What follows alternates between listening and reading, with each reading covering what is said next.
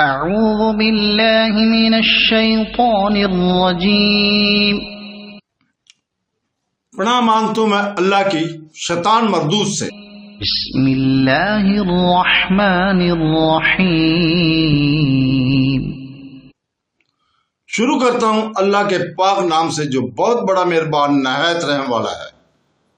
یا بنی اسرائیل اذکروا نعمتی التي انعمت علیکم وانی فضلتکم علی العالمین واتقوا يوما لا تجزي نفس عن نفس شيئا ولا يقبل منها عدل ولا تنفعها شفاعة ولا هم ينصرون۔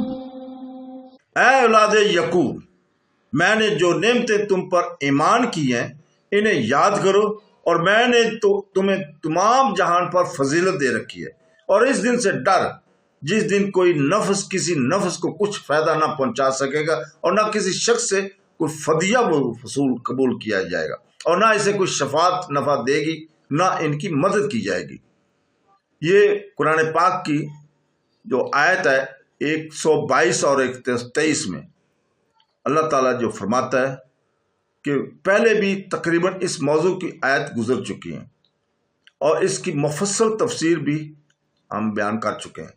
یہاں صرف تاکید کے طور پر ذکر کی گئی، اور انہیں نبی امی صلی اللہ علیہ وسلم کے تابعداری کی رغبت دلائی گئی ہے، جن کی صفتیں وہ اپنی کتابوں میں پاتے ہیں، جن کا نام اور کام بھی اس میں لکھا ہوا تھا، بلکہ آپ صلی اللہ علیہ وسلم کی امت کا ذکر بھی اس میں موجود ہے۔ بس انہیں اس کی چھپانے اور اللہ کی دوسری نعمتوں کو پوشیدہ کرنے سے ڈرایا جا رہا ہے، اور دینی اور دنیاوی نعمتوں کا ذکر کرنے کو کہا جا رہا ہے۔ اور عرب میں جو نسلی طور پر بھی ان کے چچا زاد بھائی ہیں، اللہ کی جو نعمت آئی ان میں سے خاتم النبیین رسول پاک صلی اللہ علیہ وسلم کو اللہ تعالیٰ نے مبعوث فرمایا، ان سے حسد کر کے نبی کی مخالفت اور تکذیب پر آمادہ نہ ہونے کی ہدایت ہو رہی ہے۔ صدق اللہ العظیم۔